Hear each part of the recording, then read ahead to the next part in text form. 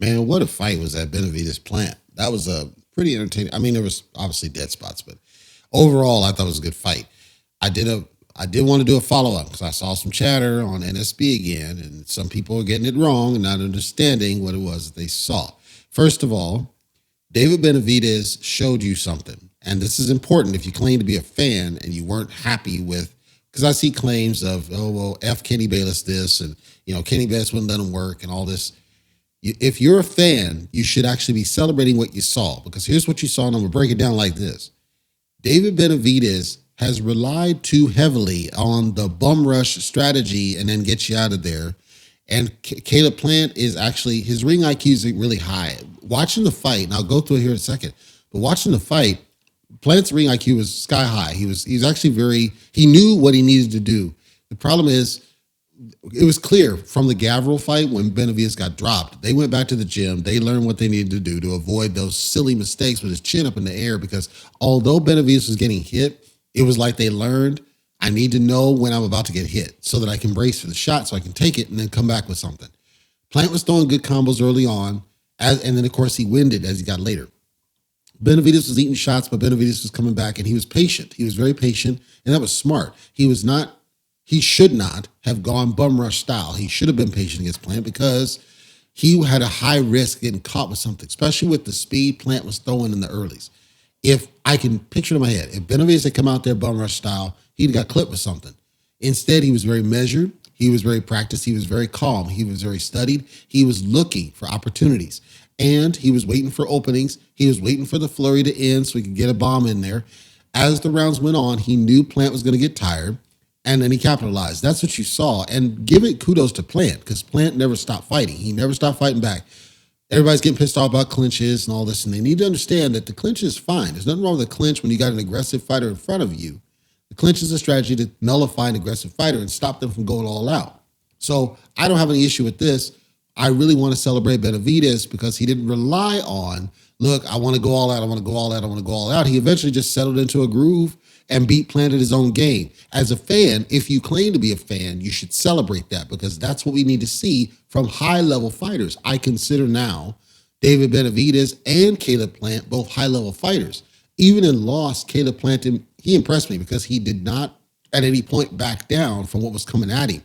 He took the shots very well. And let's be honest here, and I know some people don't like this, but let's be honest here. Canelo took 1/3 less punches. He landed 117 punches on Caleb Plant and knocked him out. David Benavidez lands over 300, I think it was 307, couldn't drop him, couldn't knock him out. We got to put that in perspective. So what does that tell us? It tells us that David Benavidez doesn't have one-punch knockout power. He has accumulation knockout capabilities, and he clearly does have power, but he's not able to do the one-punch knockout. He's not able to time the one-punch knockout like you might have seen Canelo have done against, at the time, undefeated Caleb Plant. However, when I look at how Caleb Plant was fighting back, when I look at how Caleb Plant was flurrying and how he was landing and how he was still in the game, still in front, he wasn't doing excessive movement. When I watched stylistically what Caleb Plant was doing, I got him up there. He's up there at the level. It just, he didn't have the power to really do anything with anything. He needed to catch Benavidez with a shot he didn't see, and he couldn't pull that off. Still kudos to him. I still think he's up at the top. As a fighter overall, I think he's at the top. And obviously, this is 2 losses. We got to see what he feels after the fight. But hopefully I see Caleb Plant continue, because I think he is a good test for other fighters that, don't have nearly the same level of durability and power that you have the guys that he's lost to. Whereas with Benavidez, I give him credit for being able to adapt to the situation, being able to switch up his strategy and go after Plant in his own way and beat him that way. No, he didn't get the knockout. No, he didn't get to flurry. No, he didn't get to excite you. But I say, if you're a fan, you should be very celebratory of David Benavidez and his performance, because what he showed you is levels to his game that he had not shown before. And I put him at the top. Now that he's clearly improved from where he was before, and that's what we need to test. And Caleb was the perfect test for this. David Benavidez is up there now. Caleb Plant is up there now, in my opinion. Certainly up there, certainly a threat for anybody else. And I like to see where both those guys go. The story, of course, they wouldn't touch up at the front. There was certainly animosity and bad beef between the two of them. But I think neither let it get to him in a fight. And that was key. Neither let it, like with Blair Cobbs, he kind of let it get to him and then gets blasted out of there. So I think when you got that bad beef going in there and you let it get to you, I think that's when it's a problem. It's not a problem to have the beef. It's a problem when you let it get to you. But this is the kind of fight that boxing fans should want to see, is when there's true bad beef. You don't got that total respect going into the fight.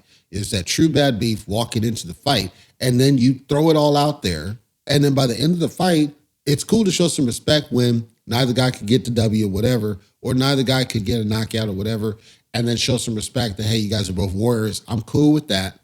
But it's kind of the inverse of Plant Darrell, because Plant Darrell had bad story going into the fight, bad beef going into the fight, bad beef going out with Plant doing the shovel crap. And then, of course, people gave that a pass, but then they criticized Wilder's body on the record. I mean, I thought very highly of both fighters, both going into the fight, because I like that drama. I like that beef. I like that build because it makes for a better fight. This is what you showed. This is what showed. You saw a better fight because of the beef, because of the drama. So people who claim we don't like the trash talk, we don't like the drama, we just like everybody to shake hands and smile, and you get crap fights and then you complain. This is how you get the good fights. You get the good fights when there's true animosity and true beef walking into the fight, and they solve it directly in the ring, and you see both guys go out there like men and handle it. That's how you get the best fights. So I'm going to put out a plea, and I know people are going to ignore this, especially NSB. I'm going to say this straight up. Everybody who's talking about I like the smiley, happy, respectful, whatever crap before the fight, and then complain when the fight is garbage, this is what you need to understand why your stance is faulty. You should not want the happy, respectful crap. You should want true animosity because it's a fight. The two guys are fighting. The key is, are they trying to kill each other or are they trying to outstyle each other? That's a different thing. These guys were trying to outstyle each other. These guys were trying to prove who's better than the other. These guys were also trying to entertain to some degree. But the bottom line is it started with beef. It started with animosity. It started with some trash talk. It started with some handling. It started with drama. And we needed that to build the fight and the story of the fight to make it a more compelling fight. Is it going to go down in history as one of the fights of the decade? Abso-fucking-lutely not. It was nowhere close to Wilder Fury 3, but very little is. However, I think from just if I look back, so in the future, I look back and I want to say what was one of the better fights of David Benavidez, this is going to be up there easy because he was in there against a dance partner that was able to bring that out of him. And if you're a real fan, you need to celebrate what you saw because what you saw was two guys at the highest level going at it to prove who was the best. And that's what we should want in boxing, and we should want more of it. Now, where do we go from here? People are all already saying, Benavidez smashes Canelo, Benavidez, The bottom line is this. Benavidez performed very well against Caleb Plant, who is at a high level, but let's be honest, Caleb Plant had stamina issues. He gassed a little bit later. Canelo has stamina issues, but he doesn't seem to lose significant power. Plant doesn't have significant power up front. To me, that's a difference maker because you can't necessarily draw that parallel. Like it'd be like Billy Juice Saunders, right? Billy Juice Saunders never had significant power.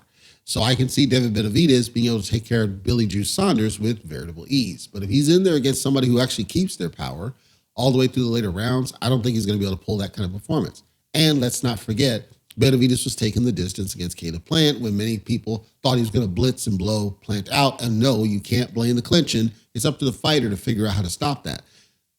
I'm not saying that Benavidez does or doesn't beat Canelo. I'm saying that it's a different type of opponent, different style of opponent, different levels. Because Canelo, I believe, is even above them. So I'm not going to say Benavidez can beat Canelo. We need to see that fight happen. And ultimately, I do think, like if I were to look at somebody like Charlo, Jermall Charlo, Big Charlo, I believe in my heart of hearts that Jermall Charlo would be able to deal with Benavidez much better than Caleb Plant did just because of styles, just because of the way that Jermall Charlo tends to fight. I don't think he's going to be able to pull off the same level of damage against Jermall Charlo that he could against Caleb Plant. That's how I see it. So if he's not able to deal with Jermall Charlo, he damn sure ain't going to deal with Canelo. So I would like to see Benavidez and Charlo. I think that would be a really good fight to have next. I think Andre would stink out the joint against Benavidez. I think that would be a waste of a fight just because of the way Andre fights. I don't think it'd be any kind of entertaining, but I would like to see Benavidez and Big Charlo. I think that would be compelling to really test both guys. Let's be honest. Test both guys. You got two undefeateds again. Let's see who's O's got to go and then who's really, truly elite.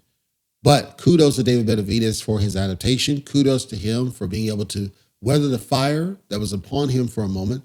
Kudos to him for his patience. Kudos to him for going in there and not letting the emotions get to him throughout the fight and giving us an amazing performance and a W.